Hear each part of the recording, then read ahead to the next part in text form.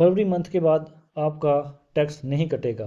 जी हाँ, आपको किन किन चीज़ों का ध्यान रखना पड़ेगा कि फरवरी 2024 के बाद आपका टैक्स नहीं कटेगा।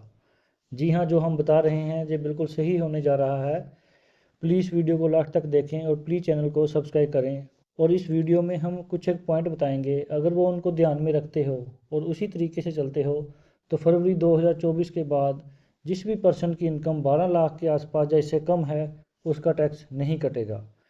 गवर्नमेंट ने जो टैक्स की छूट दी थी उसके तहत किन किन चीज़ों के ऊपर टैक्स लगेगा और किन चीज़ों के ऊपर टैक्स एप्लीकेबल नहीं है, अगर आप इन चीज़ों का ध्यान रखते हो तो 2024 के बाद जो मार्च से आपका जो दिन स्टार्ट हो रहा है, जो मार्च के बाद आपकी पेंशन या फिर आपको जो आपकी सैलरी मिलेगी उसके ऊपर आपको टैक्स पे नहीं करना पड़ेगा।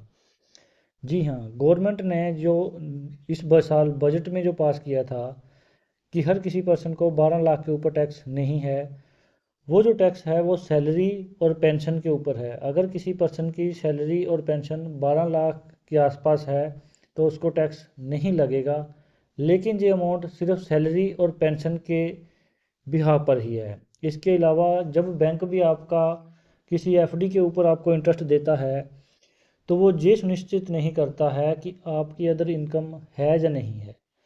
वो जितना भी उसके ऊपर आपको इंटरेस्ट पे करेगा उसके हिसाब से आपका उसके ऊपर 10% टैक्स काट लिया जाएगा। बैंक आपका टैक्स ज़रूर काटेगा, इसलिए जिस भी पर्सन ने अपनी एफडी करवा रखी है, और मोस्टली एफडी उसी के ऊपर टैक्स कटता है जो 5 साल से कम हो। 5 साल से ऊपर की एफडी के ऊपर टैक्स नहीं कटता है क्योंकि वो हमारी लॉन्ग टर्म सेविंग आ जाती है। इसलिए जिस भी पर्सन ने अपने घर वालों की, अपने माता पिता की एफडी की हो वो ज़रूर अपने पैन कार्ड को चेक कर लें या फिर करवा लें, क्योंकि यही एक रीज़न होता है जहाँ से हमारा टैक्स कट सकता है। सेकंड ऑप्शन आता है, हमने पहले भी बहुत सी वीडियो में बताया हुआ है कि बहुत से person dream 11 online game crypto currency इसका यूज करते हैं। इसका यूज करना भी ज़रूरी है और अगले टाइम के ऊपर ये काफ़ी पर्सन के लिए एक इनकम का सोर्स भी बन गया है। हर कोई पर्सन शेयर मार्केट ऐसी चीज़ों में इन्वॉल्व हो रहा है जिसके साथ इंडिया की जीडीपी बढ़ती है और इन्वेस्टमेंट के मौके भी खुलते हैं। लेकिन आप सबको ये चाहिए कि अगर आपके घर में आपकी वाइफ या आपके और पर्सन अगर जॉब में नहीं है तो आप अपना पैन कार्ड मत यूज करो, क्योंकि मोस्टली मिडिल क्लास में क्या हो रहा है कि हर कोई पर्सन एक ही पैन कार्ड के ऊपर सारी इन्वेस्टमेंट करता है, उसी के ऊपर सैलरी आती है और जो सैलरी से पैसा वो सेविंग करता है वो अपने ही नाम पे एफडी कर लेता है। एफडी करने के बाद जो भी अगर शेयर मार्केट करनी है, ड्रीम 11 करना है, तो कुछ भी करना है, वो जेंट्स पर्सन जो घर का मुखिया होता है या जिसके नाम पे सैलरी आती है वो हर जगह अपना ही पैन कार्ड लगाता है, जबकि उसके पास बहुत से पैन कार्ड होते हैं। उसकी वाइफ का पैन कार्ड होता है, उसके मदर फादर का पैन कार्ड हो सकता है, उसके बच्चों का भी इवन पैन कार्ड हो सकता है जब वो 18 साल से ऊपर हो।